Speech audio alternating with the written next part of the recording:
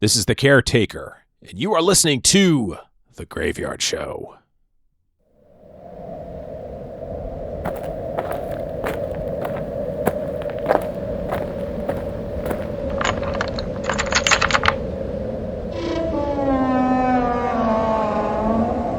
Welcome to the Graveyard.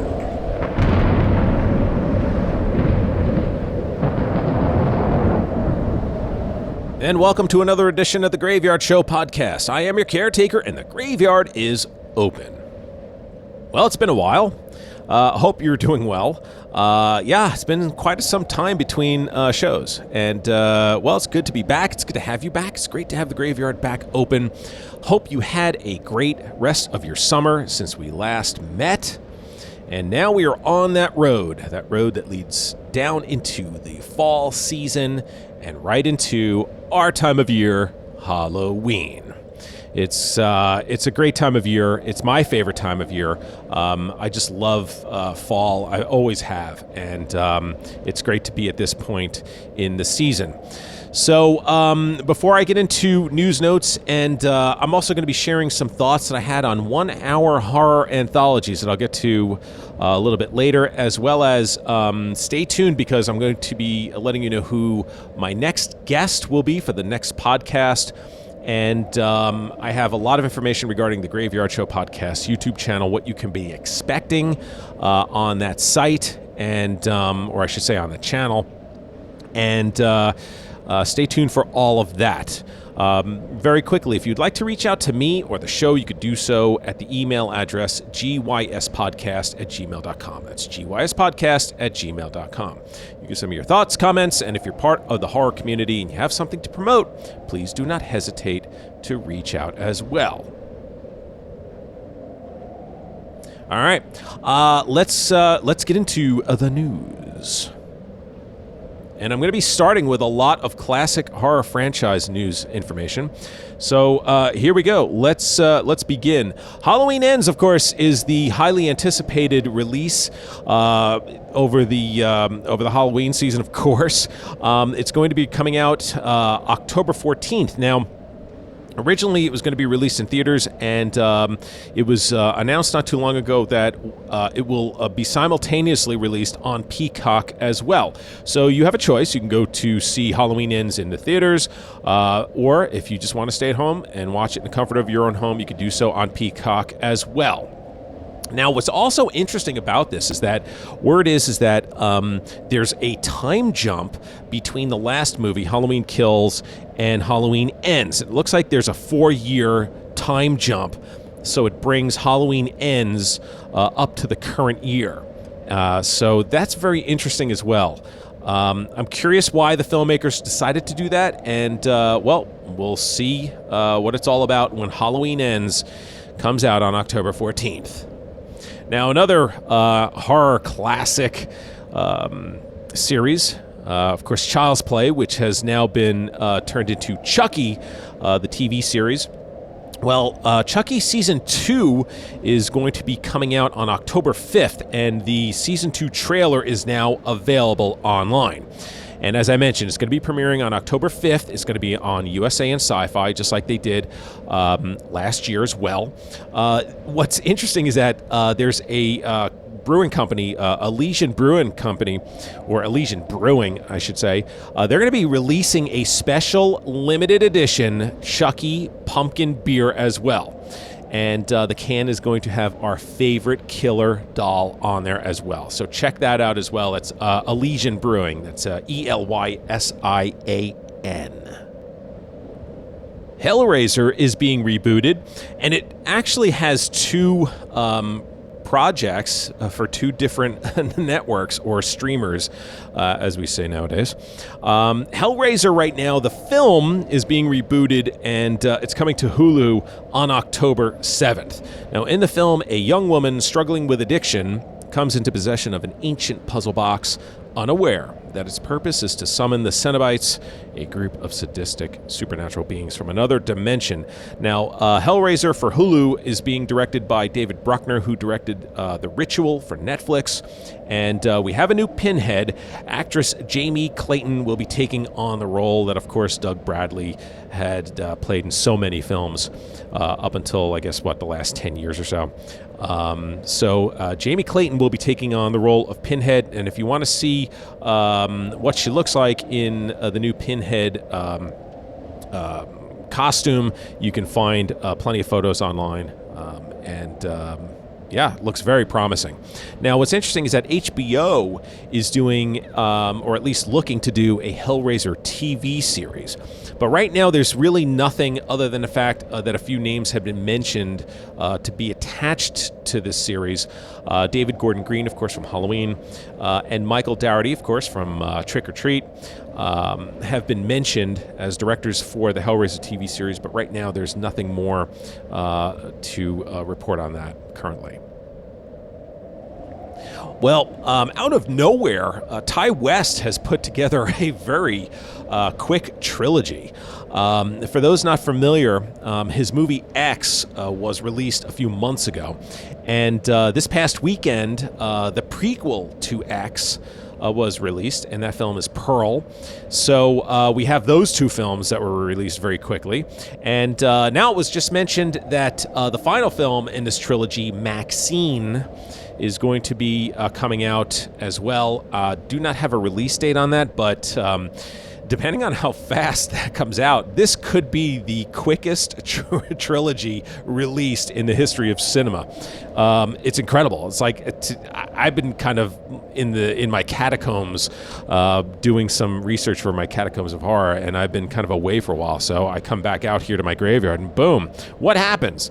There's a trilogy coming out within a year, apparently. So there you go. So check out Pearl and X if you haven't. I'm looking forward to seeing both those films. I'm a big fan of Ty West.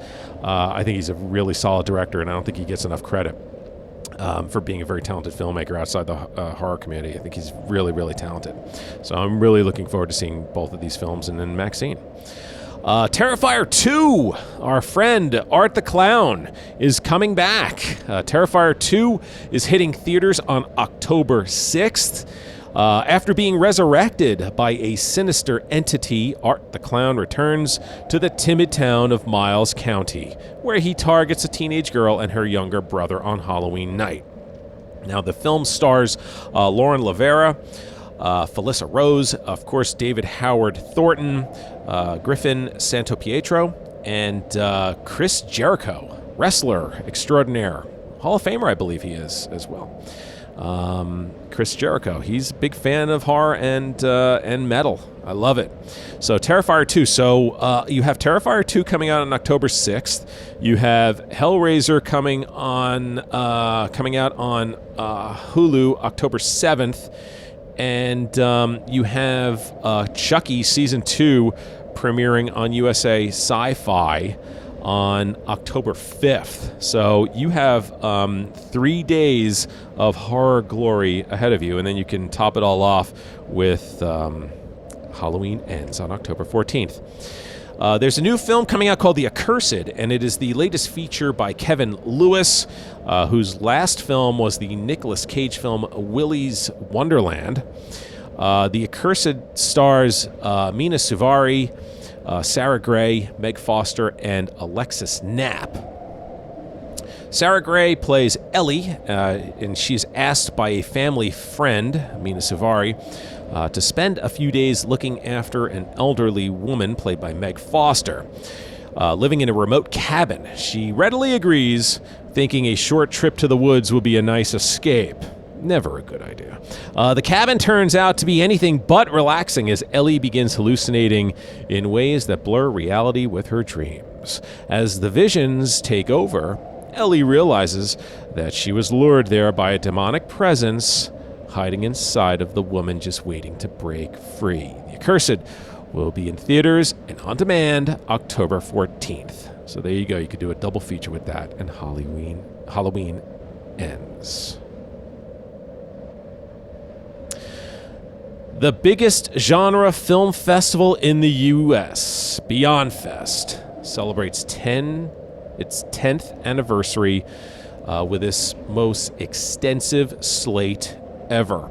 Beyond Fest has announced its 10th anniversary slate, including the world premieres of Halloween Ends, My Best Friend's Exorcism, Christmas, Bloody Christmas, special screenings of Hellraiser, Banshees of Inisherin, I think I'm saying that right, Inisherin, Weird, the Al Yankovic story, Smile, The Menu, Triangle of Sadness, and in-person tributes to Pan Chan-wook, William Friedkin, and William Shatner, and an exclusive celebration of IMAX's creative and technical excellence, featuring a rare quartet of repertory screenings.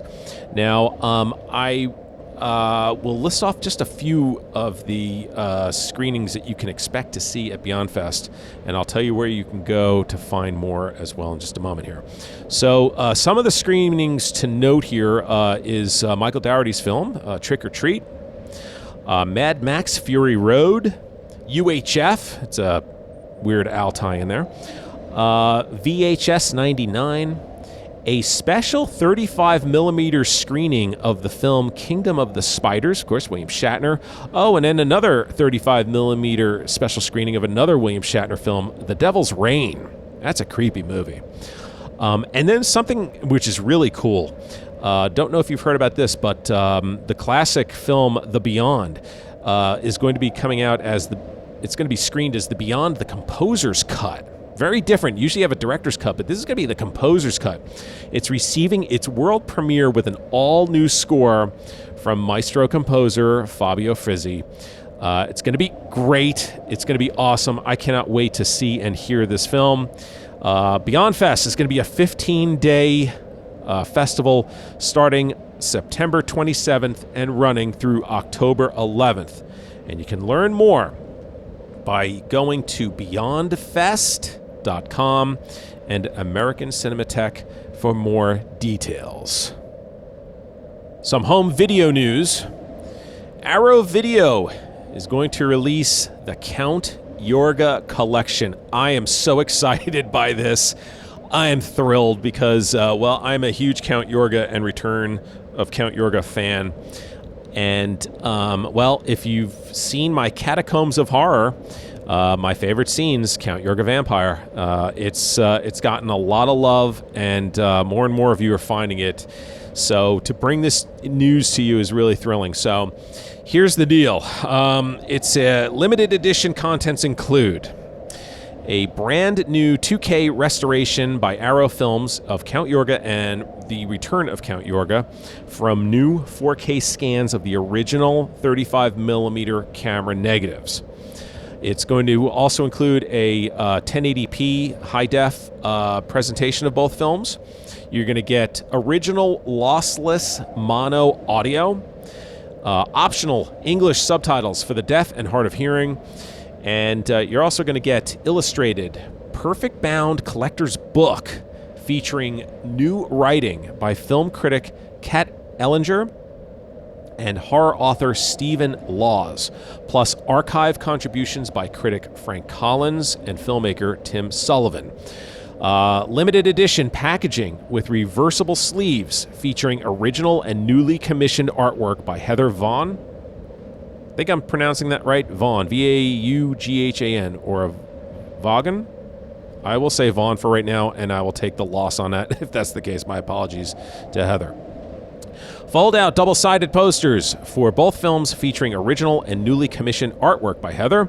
12 double-sided postcard-sized lobby card reproduction art cards, and a reproduction press book for Count Yorga Vampire. Now the discs. It'll be a 2-disc collection, obviously, for the 2 movies. Disc 1 is going to be the original Count Yorga Vampire. You're going to get brand new audio commentary by film critic Tim Lucas. You're going to get archival audio commentary by film critics David Del Valle and C. Courtney Joyner. The Count in California, a brand new appreciation by Heather Drain and Chris O'Neill. I Remember Yorga featurette, a brand new interview with Frank Darabont in which the award-winning filmmaker talks about his love for Count Yorga Vampire. A Vampire in L.A., a brand new interview with actor Michael Murphy. Fangirl Radio tribute to Robert Quarry, an archival episode featuring host Jessica Dwyer in conversation with Tim Sullivan, filmmaker, Yorga fan, and friend of Robert Quarry. You'll get the theatrical trailer, the radio spots, and the image galleries. That's Disc 1. Disc 2, The Return of Count Yorga. Brand new audio commentary by film critic Stephen R. Bissett. Archival audio commentary by David Del Valle and C. Courtney Joyner. The Count and the Counterculture, a brand new interview with film critic Maitland McDonough. Chamber Music of Horrors, a brand new interview with David Huck-Vale about the scores for both films. Those scores are great, and I really wish they would come out in some form or another. It's long overdue for that. Archival interview with film critic Kim Newman, and rounding it out, the theatrical trailer, radio spots, image gallery. The Count Yorga Collection will be available on October 25th, and I got to tell you, go on to Arrow's website, check it out. It looks really awesome. The artwork is incredible, and what's so funny is that some people are debating whether it should be called the Count Yorga Collection or not. It's like, well, I mean, it's 2 movies, so technically, yes, it is a collection. It's a little different than calling, like, the Harry Potter collection. Obviously, you have, like, 10 movies for that. But it is a collection, and it is Count Yorga, and it's going to be great. Check it out. Going to wrap it up with some notes. Of course, I'd like to remind you to always check out my friends Weary Pines, at their website, wearypines.com, to purchase their complete soundtracks to the 1980s documentaries In Search of Tomorrow and In Search of Darkness Parts 1 and Part 2. They're currently working on the soundtrack to the new documentary In Search of Darkness Part 3, so I cannot wait to check that out as well. It's going to be great. These guys are just so talented. I cannot help promote them enough. You can find all of their work, as I just mentioned, at wearypines.com. You can also stream them on your favorite music site as well, like Spotify, Apple Music, Amazon Music. You can find them on there, and if you stream them, the algorithm changes and they get a lot more love out there, and people can find them a lot easier without having to search for them. So show my boys some love. Weary Pines, Jamie Chambers, Don McLennan Jr., and there you go. All right, let's quickly look at, what I wanted to talk about, which is 1-hour horror anthologies. And, recently I've been going through, I've had a little bit of time to kind of catch up on a little bit of my viewing. My queues are ridiculous. I just looked at my Shudder queue the other day, and I thought I had like 70 or 80 movies saved, and it was 275. And I'm like, I am never going to get to all these in my lifetime. Not with the way my schedule's been going. So sometimes you just have to pick and choose. And that's just on Shudder. Forget, Tubi or Amazon Prime or Netflix or, any of these other sites. There's, Peacock. There's just not enough time in the day, let alone in my life. And it's so funny. We've gone from, boy, I really wish there was more options out there, to, man, there's just way too many options out there. But recently I've been trying to jump off of Shudder and go to other websites. And recently I've been looking at my queue on Tubi, and I'm like, yeah, I got to start watching some stuff on here. And one of the shows that I started to catch up on was Freddy's Nightmares. And, I remember when it came out. I mean, I'm old enough to remember when it came out. And for some reason, I don't remember really watching any of them for some reason. I don't know why. It might have hit that sweet spot when I was out those nights when it was on, and I just never recorded them on VHS. Yes, on VHS. That was the late 80s. So, but it's really nice to have these on sites where you can just go and catch them. And when I first this is how little I actually watched Freddy's Nightmares. When I first mentioned that it was on Tubi, I mentioned that they were 30-minute episodes, and boy, was I wrong. They're 1-hour episodes. And watching them, I don't know why they did them as 1-hour episodes. And that's why I wanted to discuss 1-hour horror anthologies on this particular podcast, because to me, 1 hour horror anthologies just don't work. They're too long. They tend to just kind of go on, and they're not long enough to be a movie, and they're not short enough to be, a short. This 1 hour is very sort of a no man's land of just, what are you going to do with it? And it's not just Freddy's Nightmares. I mean, when I was watching Freddy's Nightmares, I was like, okay, well, at some point, like, you got to tighten this stuff up, and you can't with a 1 hour because you got to fill that time. It's like 42 or 44 minutes of content you have to provide. And there was one episode that I'm thinking of where it would have worked great as a 30-minute because it was over and done with. You were in, you were out, and you move on. And unfortunately, because of the 1 hour time limit, they had to stretch it. And it was like watching the same 20 minutes I just watched. And it just doesn't work. And I find that with a lot of the 1 hour horror anthologies. Now, there's a difference between horror anthologies and obviously series. Friday the 13th, the series, I remember watching and really liking. I never watched the whole series. I caught a few episodes when it had come out. And I really enjoyed it from the episodes that I had seen. But X-Files and sci-fi, right? X-Files, especially in its prime, X-Files was an event. You were watching that, every Sunday, and those episodes were so well done.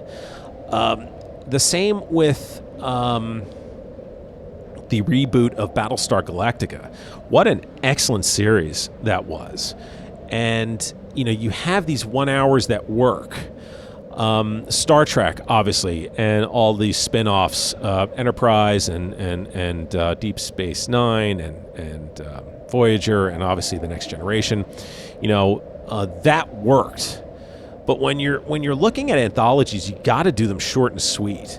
That's why when you look at like Tales from the Crypt and Tales from the Dark Side, The Hitcher, obviously the Twilight Zone. Even the Twilight Zone suffered from this. When they try to make those episodes 1 hour, those are not very good. They really suffered when they stretched it to 1 hour. The Outer Limits, another great series as well. Actually, you know what? I have to correct myself because there is one anthology that works in a 1 hour format that I can think of off the top of my head, and that was Black Mirror. Black Mirror consistently works as a 1 hour, and that's, I think, the exception to the rule. I'm not a fan of 1 hour anthologies. So so it was just one of those things I just want to mention. I would love to get your thoughts as well. You can either email me your thoughts at gyspodcast@gmail.com, or if you're catching this on YouTube, you can leave your comments below. I'm always interested to hear what you think. Do you agree? Do you disagree? Maybe there's something that I'm missing, maybe something I'm not understanding, but I always like to open up the discussion to all of you out there as well. Speaking of the Graveyard Show Podcast YouTube channel, now, if you're a subscriber just to the Graveyard Show Podcast, I would highly suggest you subscribe to the Graveyard Show Podcast YouTube channel. I am focusing a lot more on content for the YouTube channel than I am the podcast. There wasn't a mistake that all this time has gone between this show and my previous show, which I think was released on August 5th. So you're talking almost 2 months. It's kind of tougher for my schedule to sit down and have interviews as much as I would like to. It was great during the last couple of years because I was working from home. I was able to spend more time doing interviews, doing research for interviews, watching whatever movies. I was going to be doing the interviews for. Now it's a lot tougher because I'm out more. There's a lot more stuff going on, and I just don't have that kind of time to set aside interview time. It doesn't mean I'm giving up on it. It just means that the time that I'm spending is more on the YouTube content. So most recently, I uploaded on both the podcast and on YouTube the Graveyard Show Classic, which was the Undertaker's interview with director Kevin Tenney. And they talked about the two of the films that he directed, Witchboard and Night of the Demons. Of course, he also directed so many other movies, including Child's Play. But they spoke about those two films, and I would like to get more of that content up from the days of The Undertaker hosting and producing the show back in 2009 and 10. So there's going to be more of that coming up. And then for me, I'm going to be uploading new episodes of The Caretaker Reveals. And that is a video production where they're short, but it's going to feature something that I purchased that I thought you might be interested in. So the first Caretaker Reveals that I uploaded was actually taken from a podcast, and but it was all done in video, showing the package that I got from the folks over at Creator VC when I purchased In Search of Tomorrow, and all the little goodies that came with the Blu-ray. The next one I'm going to be doing is going to be on a couple of shirts that I purchased from our friends over at Fright-Rags. And I thought, just be kind of fun just to show you them, and so you can see them. It's great to see them on their website. But, with the video, I can kind of get into it a little bit more, show you a little bit more, and you can get an idea of the great products that they put together. And I'm also working on a new Catacombs of Horror. And if you're not familiar with that is a video podcast, or a video production, I should say, where I talk about a topic, like I just did, but I go into more detail. So some of the episodes you can find are what best represents 1980s horror, my favorite scenes from the film Count Yorga Vampire, which I just mentioned a few minutes ago, and I'm going to actually upload the last one I did, which was my favorite scenes from Halloween 4 and A Missed Opportunity. I'm going to upload that back to the Graveyard Show podcast as well, because I also have a separate Catacombs of Horror channel on YouTube as well, where those 3 videos reside. And I was thinking about maybe just uploading the videos to both channels, because some of you may just subscribe to the Graveyard Show podcast. So you have the choice. You can either subscribe to the Graveyard Show podcast, or if you want to do the Catacombs of Horror, you can do that as well. And so I figure I'll just have them on both websites, or both channels, I should say. I was thinking about just doing Catacombs of Horror just on the one YouTube channel, but I'm thinking maybe just do them on both. So you can find all of that there, and a whole lot more. I'm just, like I said, more interested, I think, in doing stuff for YouTube, and it allows me more time to do them as well on my time, so I can kind of do stuff as I need to, as opposed to scheduling an interview and getting prepped for it and doing all the stuff that I need to do for the podcast. Speaking of which, let's talk about the next podcast. Well, the next podcast will be coming to you the first week of October. And that would be the week of October 3rd. Roughly, be the week of October 3rd. And it's going to be an interview that I did with the director and writer of a film that I just mentioned earlier in this show, Damien Leone, the writer and director of the new film Terrifier 2, and of course the writer and director of Terrifier and All Hallows Eve. He's going to be joining me to talk about his latest film, Terrifier 2. And as I mentioned earlier, the film is going to be released on October 6th, so you can check that out. And I'm really looking forward to having him on the program. It's not every day you get to have a creator of an iconic horror character on your show. So really looking forward to having Damien here on the podcast. So I'll see you in a few weeks, my friends, and enjoy the rest of the month. And again, subscribe to the Graveyard Show podcast YouTube channel to get all this new content as it is released. All right, as you exit the graveyard, I would like to remind you to please lock the gate behind you. We wouldn't want anyone to get out.